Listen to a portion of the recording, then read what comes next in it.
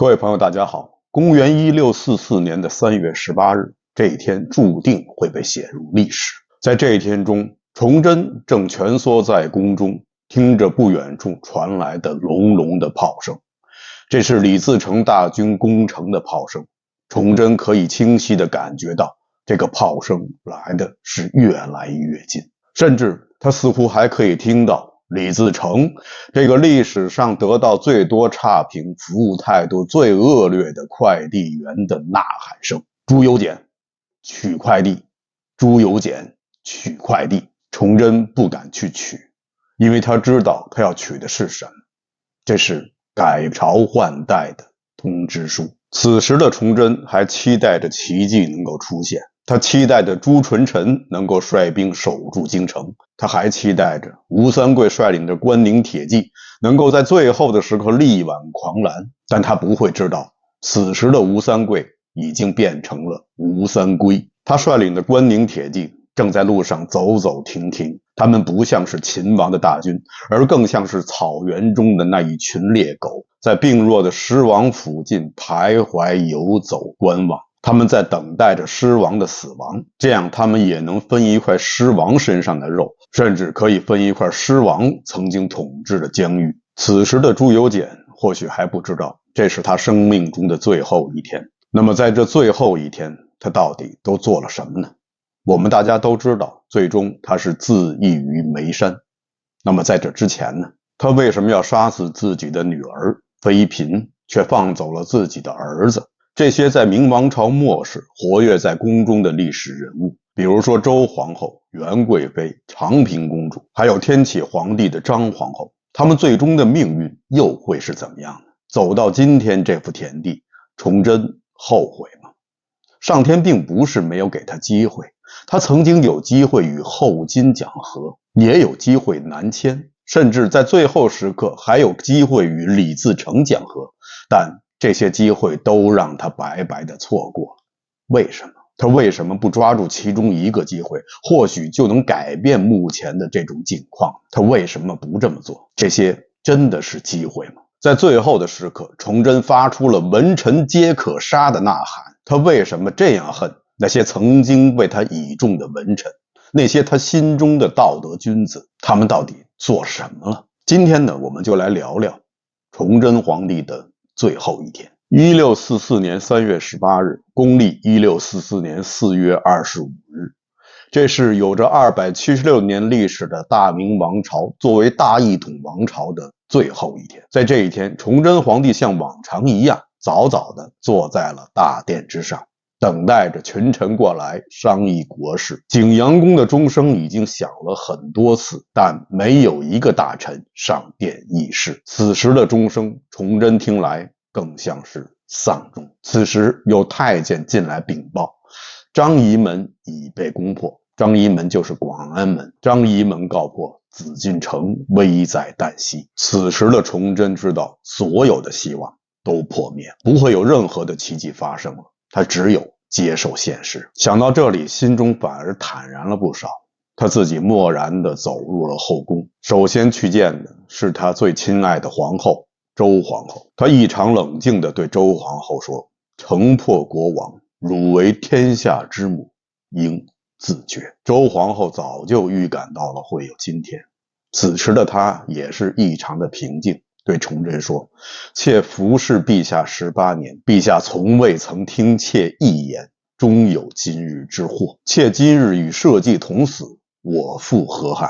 说完，周皇后就走入了自己的寝宫。在崇祯来之前，周皇后已经持节在宫中走了2圈，凡是他遇见的宫女太监，他都要告诉他们大祸将至，让他们有门路的自己赶紧找门路，逃出宫去。这位大明朝数1数2的贤后，在明知自己必死之前，仍然记挂着宫中的宫女太监，仍然履行着自己作为一个皇后的职责。做完这些以后，他平静地回到了自己的寝宫，等待着自己的皇帝、自己的夫君对他最后的宣告。也许是目睹了周皇后悬梁自尽的身影，走出皇后寝宫的崇祯这时候已经变得愈加的疯狂。他先是让随侍的太监王承恩传旨，凡是被狱幸过的宫女妃嫔一律处死，同时又特别嘱咐王承恩，让他派人去告诉宜安后以及李庄妃，让他们自尽。宜安后就是天启皇帝的张皇后，也就是崇祯皇帝的皇嫂。崇祯能够登上帝位，多亏了这位皇嫂的大力帮助和坚持，所以崇祯对这位皇嫂一直是非常的尊重，封她为宜安皇后。不过此时的崇祯对他这位一向尊重的皇嫂心中还是颇有怨言的。为什么？咱们一会儿再说。李康妃现在已经是被封为李太妃，在以前她还有一个熟悉的称呼，大家称她为熹李。她是明光宗朱常洛的妃嫔，曾经做过天启皇帝以及崇祯皇帝的养母。大家对她印象最深的就是曾经在移宫案中挟天子以令群臣，甚至几乎得手的那位在宫中曾经颇有权势的女子。此时她平静富贵的晚年生活被中断了，但她并不想就此死去，她没有遵照崇祯的旨意自杀，一直活到了康熙13年。宜安皇后选择了自杀，但是据野史记载，她自杀了几次都没有成，但最终在李自成的兵进入皇宫之前，宜安皇后自尽殉国。此刻满脸杀气的崇祯提着剑进入了公主的寝宫，他首先进入的是他最年长的女儿坤兴公主的寝宫，看到了平时一向温和的父亲竟然手持着利剑，满脸杀意地走进自己的寝宫。这时候只有15岁的坤兴公主是满心恐惧，她预感到了将要发生什么，她跪在地上哀求自己的父亲不要杀她。但心意已决的崇祯对她说：“汝奈何生我家？”然后以袖掩面，一剑砍去。坤兴公主下意识地用左臂阻挡，左臂被一剑砍下。看到了倒在血泊中的自己的心爱的女儿，崇祯皇帝心软了下来，他再也下不去手，扭头走出了寝宫，然后冲进了他的幼女昭仁公主的寝室。昭仁公主那时候只有6岁，她也许完全是被吓傻了，甚至都忘记了抵挡，被父亲一剑刺死。在以后，崇祯皇帝又手刃了几个他曾经宠幸过的妃嫔，此时的他已成疯魔。坤兴公主这个名称大家可能不是很熟悉，但她还有另外一个大家更为熟悉的名字，叫长平公主。在金庸先生的小说《碧血剑》中的阿九，以及《鹿鼎记》中的九难，还有梁羽生先生笔下的独臂神尼，这些人物的历史原型都是长平公主。被砍掉左臂的坤兴公主当时并没有死，她被人救了下来，5天以后慢慢苏醒，此时她已经流落到了民间。后来清朝建立以后，为了收拢人心，四处的寻找明朝的皇室后裔，坤兴公主就在此时被找到。顺治皇帝仍然给予她公主的待遇。坤兴公主的生母就是周皇后，失去了父母的坤兴是万念俱灰，她恳求顺治帝允许她出家为尼，但顺治皇帝考虑到这样做的话政治影响不太好，并没有批准她出家，而是下旨让她嫁给了周显。周显实际上就是崇祯皇帝与周皇后当年为坤兴公主指定的婚事。周显又被称作周世显，他本人就是周皇后的娘家人。顺治皇帝这样做也算是完成了周皇后和崇祯帝的心愿。坤兴公主与周显的夫妻感情非常好，在一起经过了2年的甜蜜生活以后，坤兴公主怀孕了。但很可惜的是，也就在这怀孕期间，坤兴公主因病去世。这是在公元1646年，也就是她父母去世2年以后。清人黄谢清根据公主与周世显的爱情故事写了一部小说，叫《帝女花》。这部小说后来传到了日本，被改编成了戏剧，受到了日本观众的追捧。再后来又由唐棣生先生将其改编成粤剧，就是我们现在看到的粤剧《帝女花》。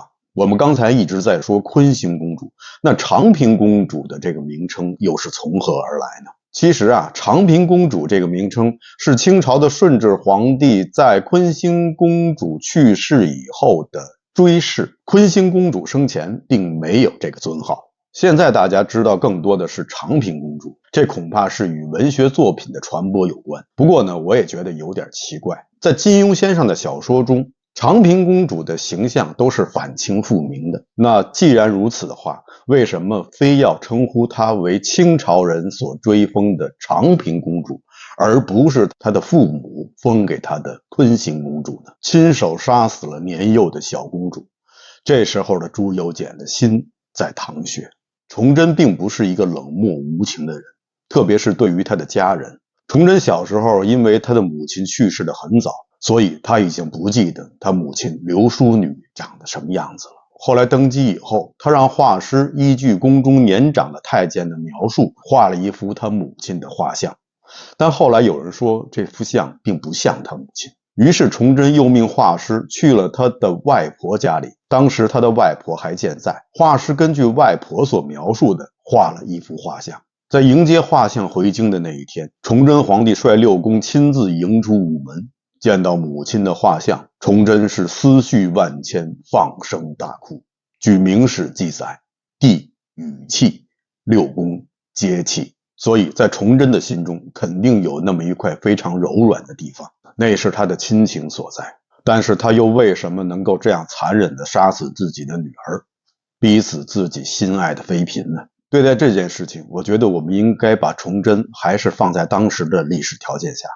在当时的明朝，节烈思想很重，女人失节比失去生命还要严重，特别是皇室之人，他的女儿，他的妃嫔，他们的节烈不光是关乎着他们自己的声誉，更关乎着皇室的声誉，这是其一。其二呢，据后来很多的野史记载，李自成率领的民军经常是奸淫掳掠，犯了很多令人发指的罪行。虽然这些史书大部分都是明末文人所写，对李自成的军队肯定不会说什么好话，但我想在当时类似这样的流言一定很多，崇祯也一定听到了。崇祯不希望自己的女人女儿们重蹈当年靖康之耻中宋徽宗的女人女儿所经受的灾难，所以他才会痛下狠手。此时的崇祯甚至来不及悲伤，他还有更重要的事情要安排。他马上召见了他的3个儿子，就是太子朱慈朗以及永王定王。3位皇子见到崇祯的时候，仍然穿着皇子的华服。崇祯马上让他们脱下华服，并且亲手为他们穿上普通人家的衣服，并且告诉他们说：社稷倾覆，为父之过也，朕将与社稷同亡。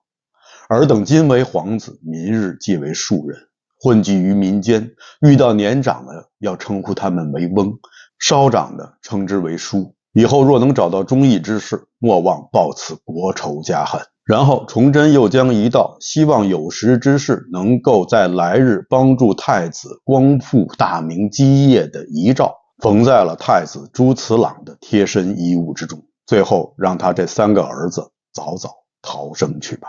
那后来崇祯的这3个儿子又怎么样呢？这方面的说法不一。关于太子朱慈朗，有人说李自成进城以后还是抓到了太子，李自成并没有难为他，而且还封他为宋王。后来这位太子又随李自成一起出征山海关，李自成与吴三桂大战，战败以后，太子不知所踪。几年以后，有人在浙江发现了太子朱慈朗的行踪。此时南明的弘光帝派人去辨认到底是不是真的太子，但经过一番操作以后，这个太子被指定为是假的，被下了大狱。后来清朝人赶走了弘光帝，狱中的所谓假太子又落到了清人手里。那么这位太子到底是真的还是假的？现在很多史料更倾向于这位太子就是真的，只是当时的弘光帝朱由崧他不愿意承认这个太子是真的。如果这个太子是真的的话，他就要让位了。所以这个太子在弘光帝的眼里一定要是假的。清朝人可能也知道这个太子是真的，他们杀的就是真的。大家更熟悉的可能是朱三太子。朱三太子指的就是定王朱慈炯。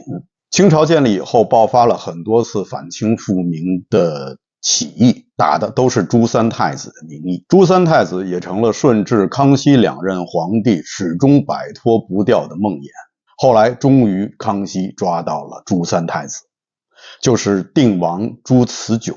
这时候定王已经出家为僧，后来被人裹挟进了这次起义之中，抓到了朱三太子。康熙对外就称，彼时朱慈炯年甚小，必不能议出，今安得尚存，必为假。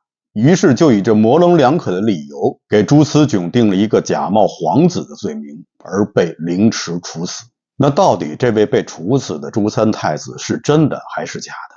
这个现在已经很难说。对于康熙帝来说，还是那句话，杀的就是真的。到了康熙44年前后，在追捕所谓的朱三太子过程之中，竟然抓到了永王朱慈昭，就是定王朱慈炯同父异母的哥哥。这时候朱慈昭已经改名叫王世元，王世元倒过来念就是元世王，而且他子孙的名字也是按照朱元璋当时定下的，最后一个字是带有土字旁的申辟字。这时候他已经75岁，是一位教书先生。一向以仁义自称的康熙并没有放过这位老人，不仅杀了他，而且杀了他全家妻儿老小，送走了自己的3个儿子。崇祯又回到了元贵妃的寝宫，在那里他与元贵妃喝了几杯闷酒，然后他就逼迫着元贵妃自杀。元贵妃不敢有违，就找了条白绫准备悬梁自尽。不过不知道是找的这条白绫质量太差，还是元贵妃本身的体重过重，刚吊上去白绫就断了，把元贵妃摔到了地上。经过这一变故，元贵妃重新感受了对生的渴望，她苦苦地哀求崇祯皇帝不要让她死，但崇祯皇帝听不下去，举起剑就刺了下去。元贵妃中箭倒在了血泊之中，但很幸运的是她并没有死，后来也被人救下，一直活到了清朝。她也得到了清廷的优待，清政府为她提供了居所，让她能够赡养终身。元贵妃能够大难不死，逃得一命，也说明了一个道理，有时候你最想摆脱的东西反而会救了你的命，比如说身上的肉。办完了这些事以后，崇祯又回到了自己的寝宫，在那里他与王承恩一起借酒浇愁。喝到差不多黄昏的时候，崇祯好像突然意识到了一点，他不想死，他还想活着。于是他就换上了便服，与王承恩一起准备逃出城去。他们先去了安定门，城门紧锁，他们出不去。于是他们又赶到了朝阳门，守朝阳门的兵丁说夜间不得开城门。崇祯那时候穿的是便服，兵士们并不认识他，他也不敢自报身份。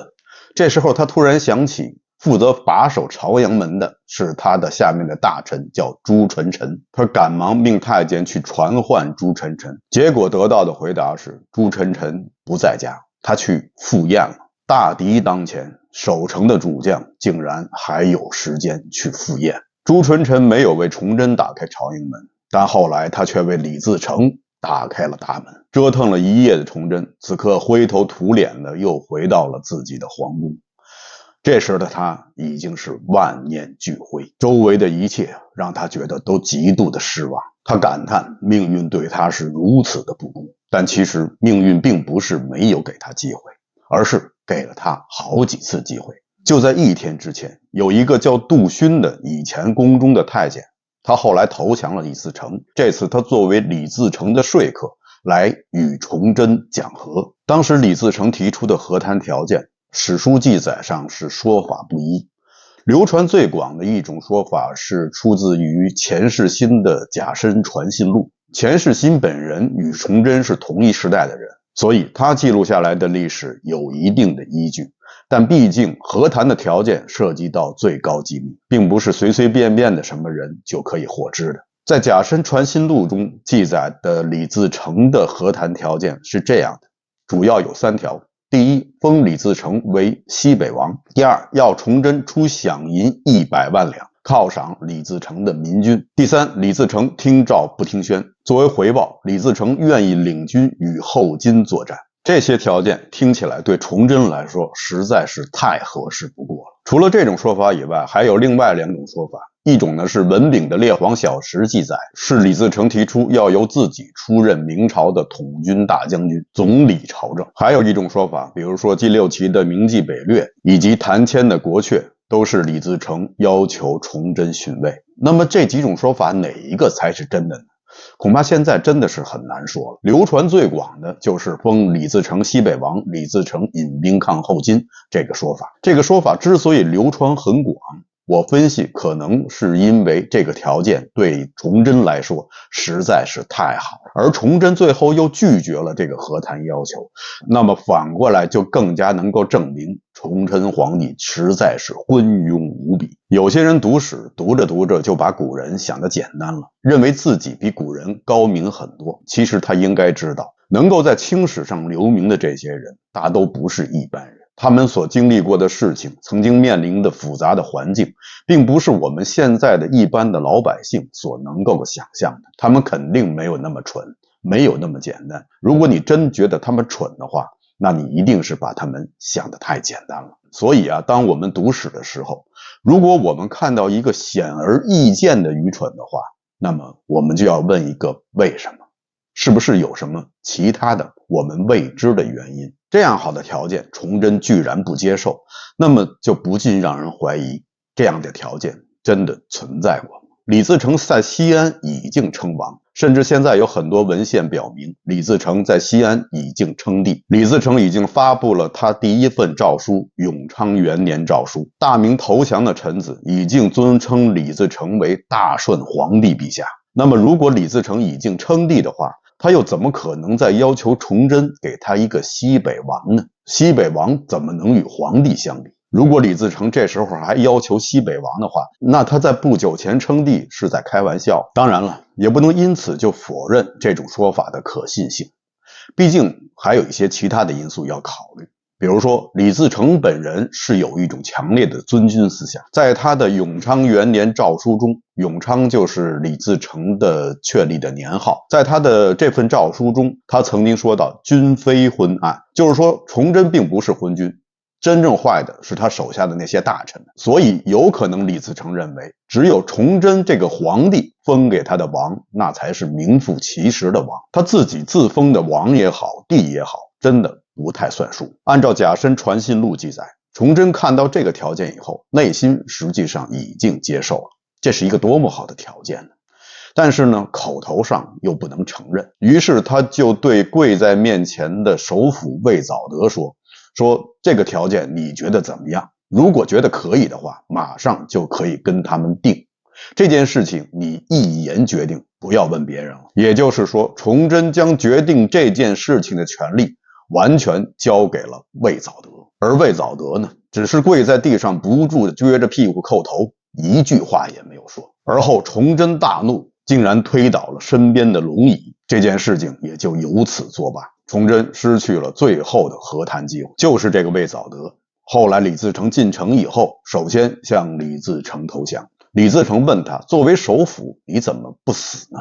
魏藻德怎么说？他说，方求效用，怎敢死？意思就是说，我正等着在您这儿做官呢，怎么好意思去死呢？再后来，李自成向官员们勒索钱财，魏藻德只交出了1万两。李自成手下大将刘宗敏觉得交的太少，就把他抓了起来，严刑拷打。这个魏藻德的骨头还真硬，打死也没有钱，还真的如他所愿，被打死了，脑崩脑裂而死。然后在他们家的地下挖出了几万两白银。这次李自成在官员中大肆劫掠，总共掳得了白银是7000万两。说起来也非常令人感叹，李自成这次在官员中大肆勒索，总共获得白银7000万两，而崇祯皇帝这10多年来一直加饷加税，总共也就多收了2000多万两。而在帝国最危难之际，崇祯发动了捐饷驻军活动，而最终所募得的白银不过才有仅20万两。7000万两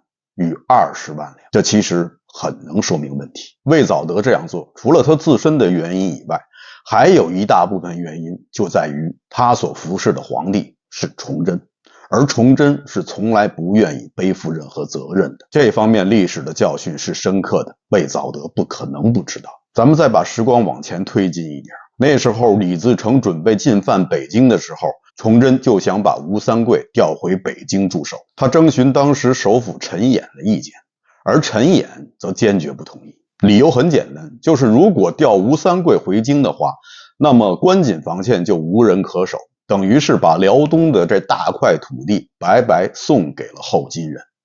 这个责任陈演不敢背，因为他知道，如果有一天李自成的兵马退去，而白白失去辽东的大片国土，这个失土之责，崇祯皇帝一定会，那背这锅的人一定就是当初发布命令的首辅陈演，他绝对不敢背负这个责任。所以最后的结果就是调吴三桂进京的命令迟迟没有下达，一直到了3月份才匆匆下令，这就给吴三桂拖延进京、拖延勤王创造了一个机会。不然的话，如果给吴三桂更加充裕的时间，他没有理由不来到北京勤王。而陈演之所以这样做，他也有着前车之鉴的。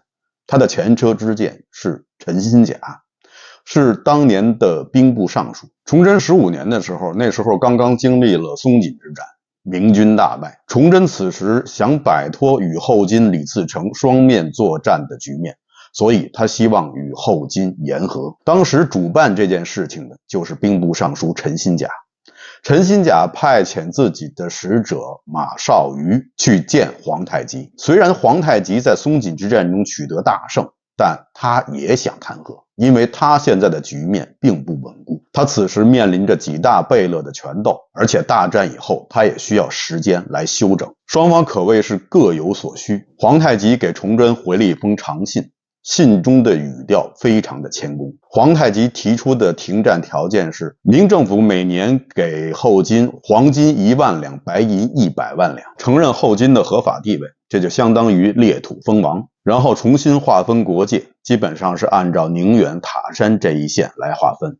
而这一片土地现在基本上已经被后金实际控制。除此以外，还要在两国交界的地方建立贸易区域，两国开始坐下来谈生意。作为回报，后金停止用兵，去掉自己原先设定的国号，同时回赠大明貂皮1000张，人参1000斤。这个条件实际上对大明来说也算是很不错的条件。大明可以有时间充分的休整，集中全力对付境内的民变。虽然说明朝军队与后金作战是频频失利，但是他们在与李自成、张献忠的部队作战时却是经常取胜。张献忠曾经被直接打服投降，李自成也被赶进了商沃山做猴子。而农民军之所以能够死而后生，每次都是因为后金部队对明朝北方领土的骚扰，使得崇祯顾此失彼。如果崇祯专心对付农民军的话，农民军必亡，这应该是没有什么悬念的事情。但很可惜，最后的结果并不是这样。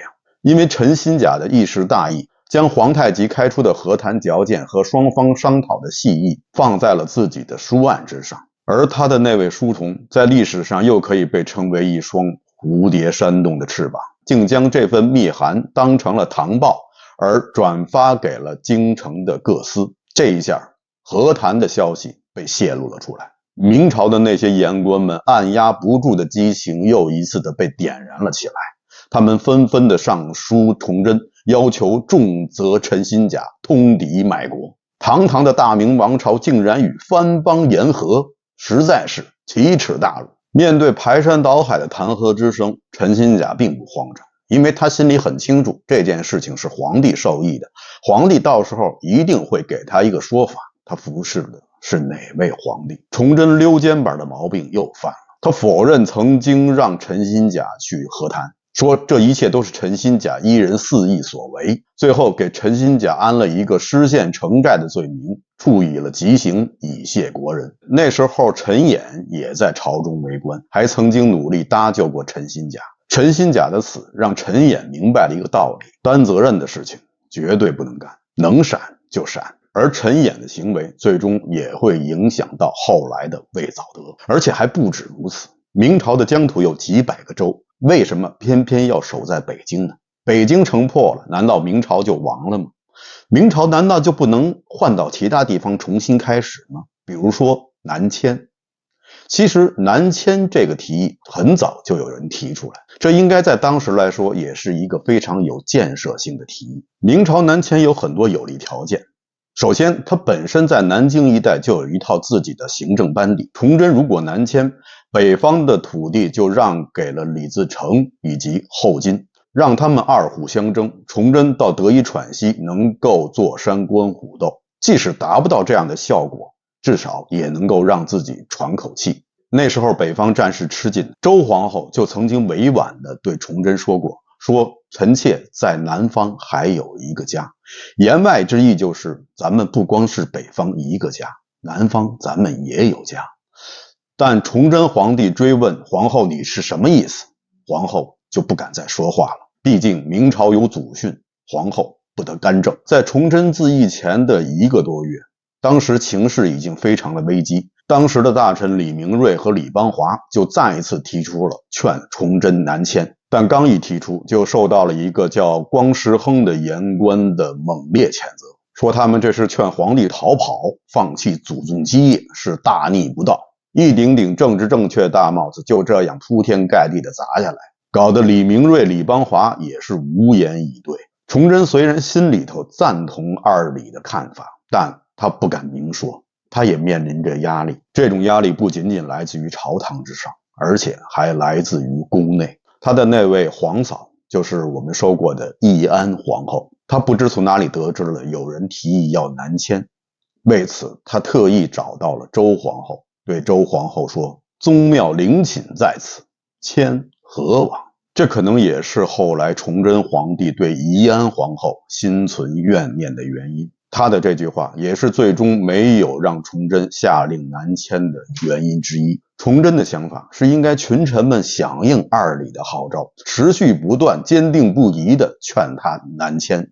最后他是在无奈之下才做出了南迁的决定。这样背弃祖宗宗庙的罪责，他崇祯就不用背了，自然是那些曾经主张他南迁的人来背这个罪名。但那些臣子们也不傻，遇到这样一个溜肩膀的皇帝，他们也知道怎样才能够明哲保身。其实这也是很多在王朝末期官员们的普遍心态，他们对这个朝廷并没有什么认同感，对皇帝也无所谓忠诚不忠诚，做官只不过就是他们的工作。这些官员们早就没有了什么为国为民的信念，他们不过是当一天和尚撞一天钟。当时的明朝士大夫群体的风气是非常的败坏，这些人天天只知道说大话说空话，用政治正确压制别人，而当需要他们做具体的事情的时候，他们变得虚伪可耻，玩忽职守，或者是碌碌无为，坐以待毙。那些坚决反对崇祯南迁的臣子，比如说光时亨，李自成进城以后，他忙不迭地投去报效，后来清朝人入京，他又跑到了南明，想要继续做官。南明的皇帝倒是热情地接待了他，最后以阻碍崇祯南巡的罪名将其处死。这可能也就是为什么崇祯在死前发出了这样的呐喊，文臣皆可杀，但该杀的又岂止是文臣。在他生命的最后一刻，他依然没有意识到他自己应该承担的责任。万念俱灰的崇祯孤单地走上了煤山，陪伴他的只有一名太监王承恩。他留下了遗诏，让李自成只伤我一人，勿伤我城中百姓。多么仁义的皇帝啊！不过此时又不禁让人发出感叹，在你已经无能为力的时候，才想起了百姓；而在你大权在握的时候，为什么不想想那些被粮饷、被天灾人祸摧残的百姓？人们在提到明朝的时候，经常这样说：明朝是不和亲、不纳贡、不割地、不赔款，天子守国门，国王死社稷。有人说明朝很硬气，但这种硬实际上是缺乏弹性的，这并不是强硬，也不是坚硬，而是僵硬。正如此时此刻挂在眉山那棵树上的崇祯的尸体一样，僵硬就意味着死亡。好的，以上就是本期节目的全部内容，感谢大家收看，欢迎大家点赞订阅。这里是风下杂谈 Frank 为您带来有温度的历史，咱们下期节目再见。